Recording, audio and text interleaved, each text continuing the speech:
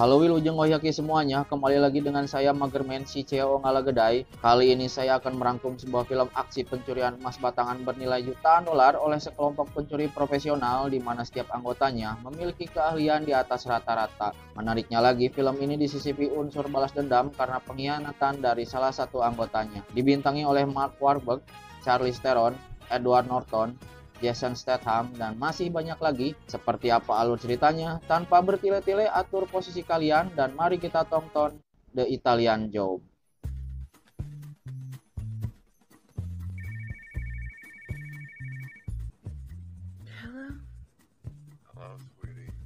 Berlokasi di Venesia, Italia, film diawali dengan memperlihatkan seorang pria bernama John. John merupakan pemimpin dari sekelompok pencuri dengan keahlian membobol berangkas.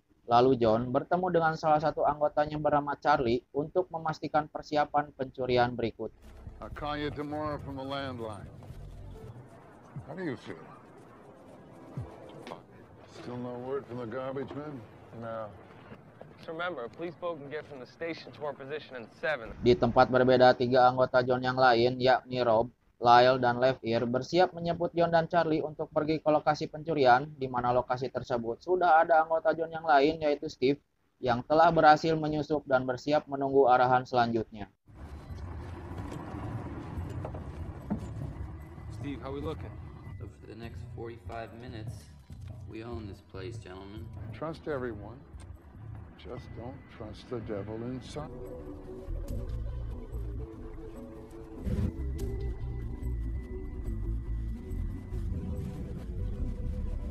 We're in. Target pencurian kali ini adalah emas batangan bernilai jutaan dolar yang dijaga ketat oleh mafia Italia. Dengan strategi brilian yang sudah disusun oleh Charlie, kelompok pencuri ini berhasil mengeksekusi emas tersebut dengan mudah. Lalu setelah mengelabui mafia Italia dan polisi setempat, mereka segera pergi ke tempat yang aman.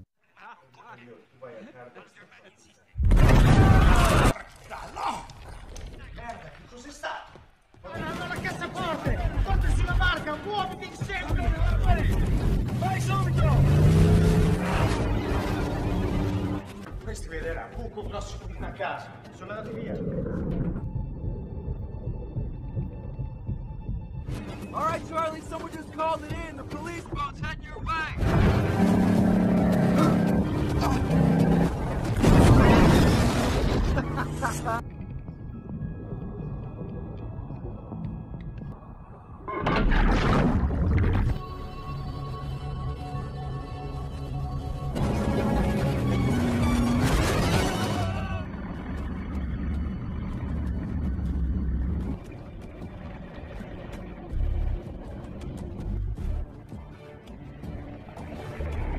Setelah sedikit perayaan kecil, mereka pun hendak pergi untuk keluar dari perbatasan negara, tapi yang membuatnya semakin menarik adalah ada pada salah satu dari mereka yang berkhianat. I liked what you said. I'll take one of each of yours. You saw the whole picture. You covered all the angles. Don't get to be my age with nothing but this, Charlie.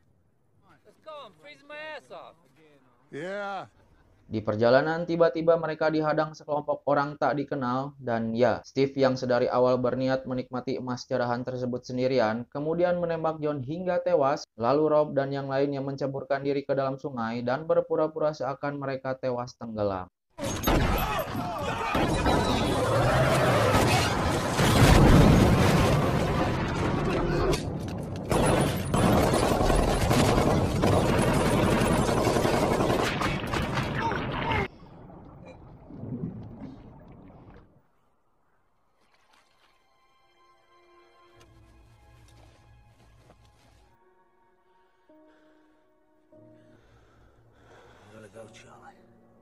Setahun kemudian kita akan diperlihatkan dengan seorang wanita cantik yang sedang membuka berangkas kepolisian. Wanita tersebut adalah ahli berangkas dan teknisi penyimpanan yang tidak lain. Ia adalah anak John yang bernama Stella. You always work in the dark. Not bad. Not bad. Goodwill, community service. Don't you want to see what's inside? I never look inside. Saat Stella kembali ke kantor tempatnya bekerja, rupanya Charlie tengah menunggu di ruangannya. Charlie pun memberitahu Stella bahwa pembunuh ayahnya yaitu Steve Setelah muncul kembali menggunakan identitas baru, dan dengan bakat Stella yang sama seperti John, Charlie lantas mengajak Stella untuk bergabung bersama timnya sekaligus memberinya kesempatan untuk membalas pembunuh ayahnya. Look, I'm a professional safe and vault technician. I'm not a thief. I've moved on.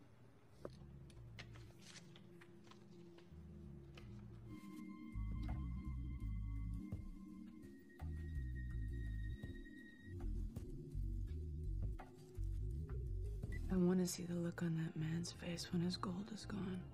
Keesokan harinya, Charlie memperkenalkan Stella kepada anggota timnya, di mana mereka memiliki keahlian di bidangnya masing-masing. Ada Lyle sebagai hacker, Levier yang ahli di bidang peledakan, Rob yang ahli mengemudi, dan tidak lupa Charlie sebagai kapten tim sekaligus perancang strategi.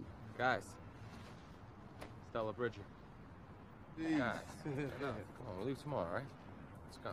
Malam harinya mereka mulai menyusun rencana, di mana Charlie sebagai kapten tim membagi tugas ke setiap anggotanya, dimulai dari Rob yang bertugas untuk mengamati situasi dan rute jalanan saat pencurian nanti, sedangkan Charlie, Lyle, dan Levier pergi ke kediaman Steve untuk mengintai situasi di rumahnya.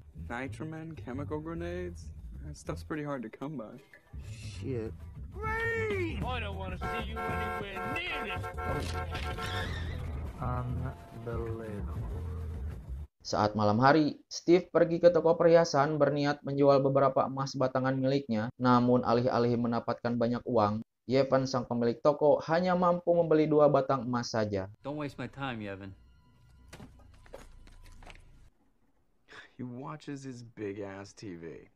Setelah Charlie menemukan cara untuk menyusup ke rumah Steve, Charlie pergi ke tempat Stella dan meminta bantuannya supaya bisa masuk ke rumah Steve karena seperti yang kita ketahui di awal, Steve mengira bahwa Charlie dan yang lainnya sudah tewas saat tercebur ke sungai. I'll do it, Charlie. I'm in all the way, whatever it takes. Yeah, there we go. Cable check. Where you going? A work shirt and a service truck. How does he do that?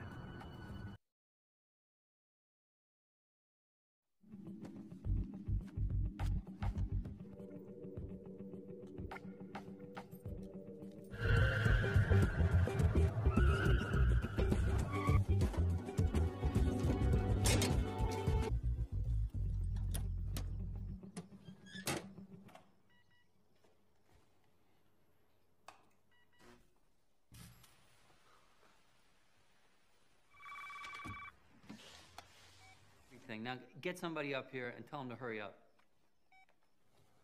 Stella, you'd be going patriotic today. You need to locate the safe in the office.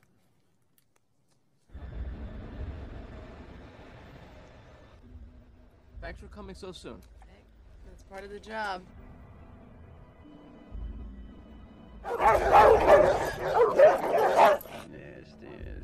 Go on, get out of here.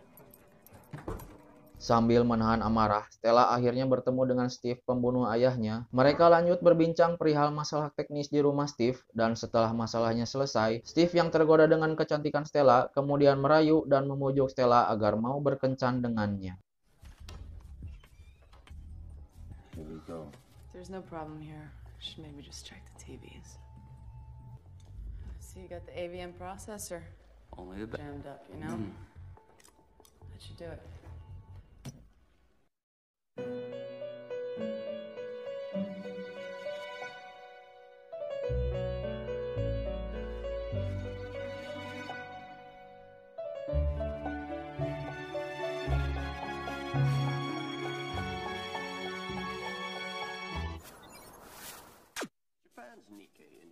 Perfect. So if I was to ask you out to dinner, would I be the first one? I don't think it's a good idea. Come on, be a perfect gentleman. I promise. Just dinner.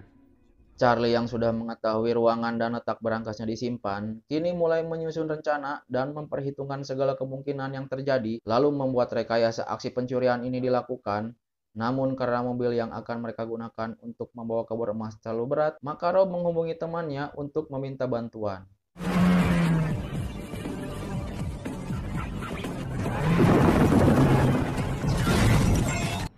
We need more cars to handle the weight.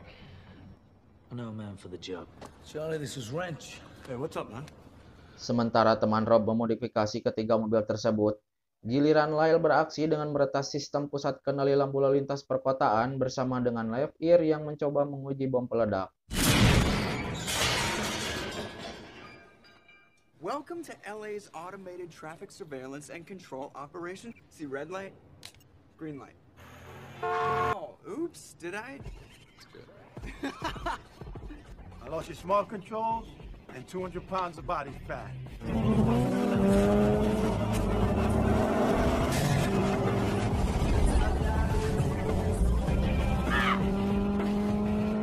Steve yang kembali mendatangi toko perhiasan Yevon dengan maksud ingin menjual beberapa emas batangannya tiba-tiba mendadak marah karena di sela-sela obrolan mereka, Yevon tidak sengaja menyinggung tentang rumor pencurian emas di Italia, sehingga Steve menembaknya hingga tewas dan karena panik mendengar ada yang datang ke tempat Yevon, Steve pun bergegas pergi. You were saying something?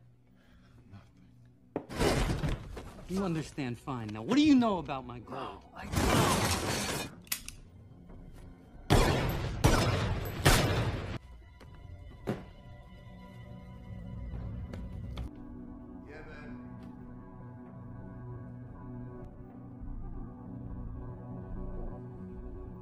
Di lain tempat, Charlie dan Left Ear pergi menemui seseorang berbadan besar yang penuh dengan tato di tubuhnya, yaitu kenalan Charlie bernama Skinny, untuk membeli beberapa bahan peledak. Some nitrogen. Oh. Huh? Yeah. Nothing. I'm cool. I'm great. We'll charge you chemical grenades and a launcher. Right, like I had told you. Thanks. Sorry. Alright, man. Keesokan harinya kita akan melihat orang yang datang ke tempat Yevon saat terjadi penembakan. Kemudian dia bertemu dengan seseorang yang pernah bekerja di tempat Yevon, lalu mencari informasi atas tewasnya Yevon. What did this man look like? Big tattoo on his neck. Who's that guy?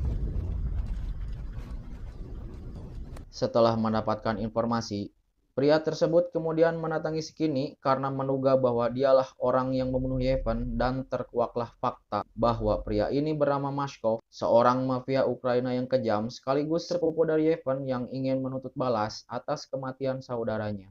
Berkat penyadapan dari rumah Steve, Charlie dan timnya kemudian menyusun rencana untuk mencuri emas dikala Steve sedang keluar rumah. Tapi di luar prediksi, rupanya tetangga Steve sedang mengadakan sebuah pesta dan menjalankan rencana cadangan, yaitu menyuruh Stella untuk berkencan dengan Steve.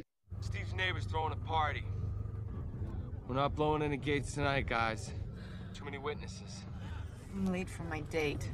Steve yang sedang menikmati kencannya dengan Stella, tiba-tiba menyadari sesuatu yang janggal tatkala Stella berbicara sama persis dengan apa yang sering diucapkan oleh John, dan alangkah terkejutnya Steve melihat Charlie dan timnya muncul di hadapannya. I trust everyone. It's the devil inside them I don't trust. I knew a guy who said it exactly like that. He said it all the time. His name was John Bridger. You're exactly like your old man. You know that?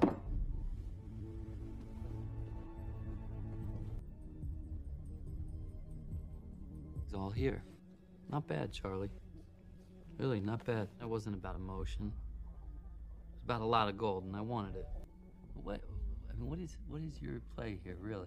Move. I mean, you're gonna have Bridger's daughter come in and try to crack my safe? How do you figure that? You got no imagination. Okay, that gold is already gone. Just blew the element of surprise. It's over when I say it's over.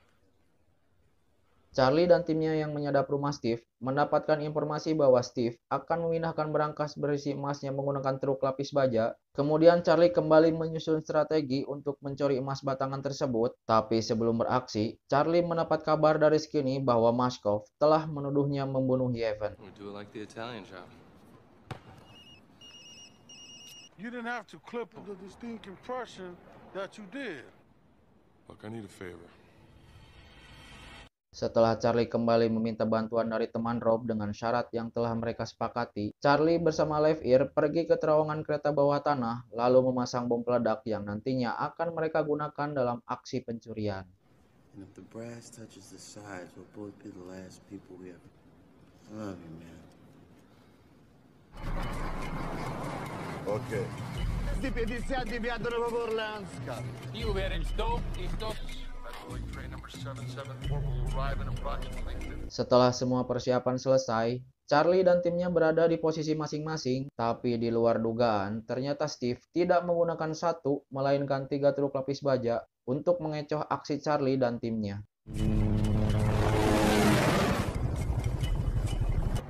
Charlie, we got an uninvited visitor. It's a motorcycle gun. It's put in 3 armored trucks. Right, if I don't know which truck to reroute. Just go with the one that Steve follows in the helicopter. Here we go. They're pulling out. Charlie memberi perintah kepada Lyle untuk mengamati ketiga mobil tersebut, dan setelah menemukan targetnya, Lyle kemudian meretas sistem lampu lalu lintas, kemudian merekayasa rute mobil pembawa emasnya. Hey guys, truck 128 has turned right heading west. We've got power.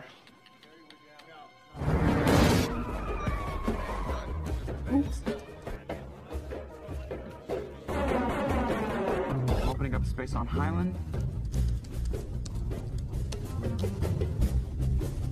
And he's taking it. These scanners are saying computers are down at traffic control center.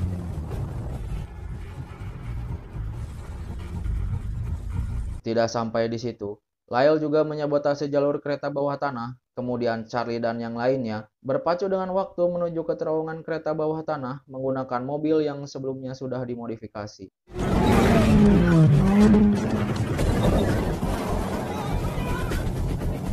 30 seconds and counting.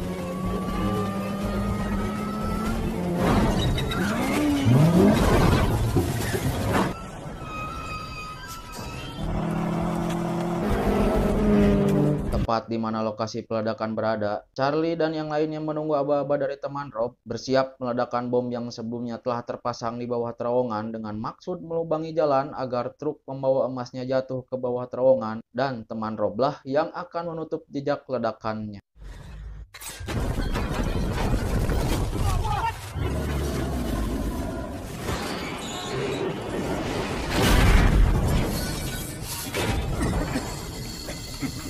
Ketika akan membobol berangkas, Stella pun terkejut karena berangkas yang digunakan Steve memiliki sistem keamanan yang canggih.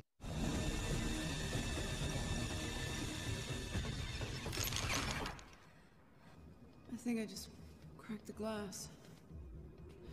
I have to do it by touch. Steve yang sedari tadi memantau dari helikopter terkejut saat truk pembawa emasnya hilang. Dia lalu menyuruh anak buahnya untuk segera pergi mencari keberadaan truk tersebut.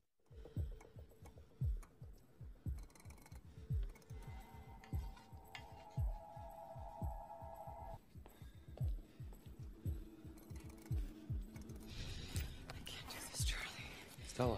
I can't do it. I need it. You can do this.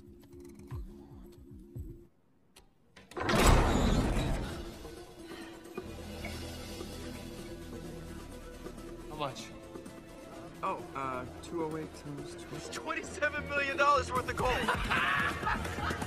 Setelah berhasil membuka berangkas, Charlie dan timnya segera memindahkan emas tersebut ke dalam mobil, kemudian bergegas pergi ke tempat yang telah ditentukan sekaligus menghindari kejaran Steve dan anak buahnya. What you think, John? Again! 27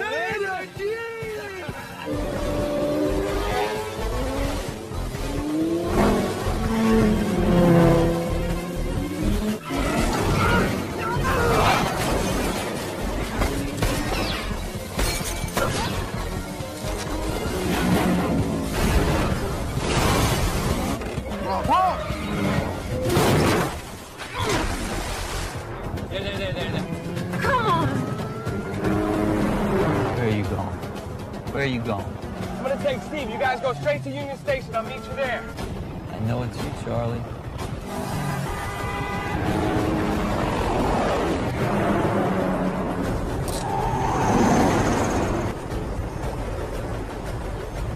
Nice move, Steve.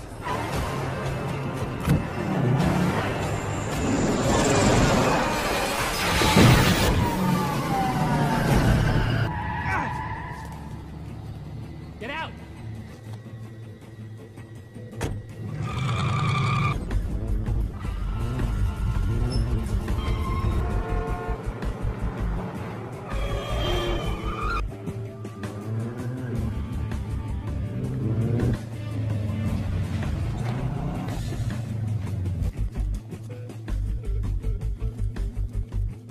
Steve yang mengira telah berhasil membuntuti Charlie ke stasiun kereta, kemudian membujuk teman Rob untuk membuka isi gerbong di mana mobil pembawa emasnya disembunyikan. Tapi di luar dugaan Steve, semua itu hanyalah jebakan yang sengaja dibuat Charlie yang sudah bekerja sama dengan Maskov. Steve, actually play this one pretty smart.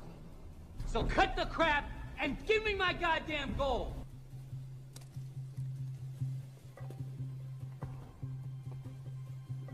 Ya, Charlie yang sebelumnya dibantu oleh temannya Skinny telah memberitahu Maskov bahwa Steve lah yang telah membunuh sepupunya Yevon. Kemudian Steve harus mempertanggungjawabkan perbuatannya kepada Maskov, sementara Charlie dan timnya merayakan kesuksesan aksi mereka. We're the only ones with guns. I'll make you a good deal. I've already made my deal. What do you want?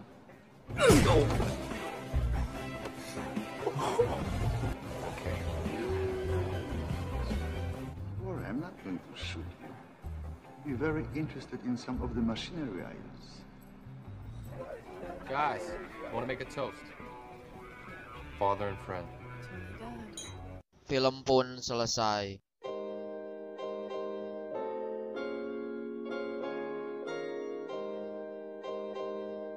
The Italian Job merupakan remake dari film asal Inggris di tahun 1969 dengan judul yang sama. Meskipun terbilang lawas, film ini masih menarik perhatian bagi para pecinta film aksi. Salah satu yang menjadi perhatian adalah mobil Mini Cooper yang digunakan Charlie, merupakan mobil listrik di mana saat film ini digarap, belum banyak pabrikan kendaraan yang memproduksi, bahkan masih mengembangkan elektrifikasi. Sampai sekarang mobil Mini Cooper masih menjadi ikon dari film The Italian Job. Bahkan saat ini mobil tersebut justru menjadi salah satu jenis mobil mewah yang langka. Terlepas dari itu, akting yang diperankan Mark Wahlberg dan yang lainnya sudah tidak bisa diragukan lagi. Terlebih saya sendiri baru menyadari bahwa Charlize Theron memang sudah melawan sejak masih muda. Ada pesan positif yang bisa kita ambil, yaitu jangan pernah mengukur kebahagiaan seseorang dengan menilai apa yang dia miliki, karena keserakahan dan ketamakan tidak akan pernah cukup bagi orang yang kurang bersyukur. Saya pun jadi ingat dengan ucapan Jiraiya Sensei yang ia katakan pada saya dulu untuk berhati-hati terhadap 3 hal, yaitu harta, tahta, dan Charlize Theron. Saya Magerman pamit undur diri. Terima kasih buat yang sudah menonton dan sampai jumpa di film berikutnya.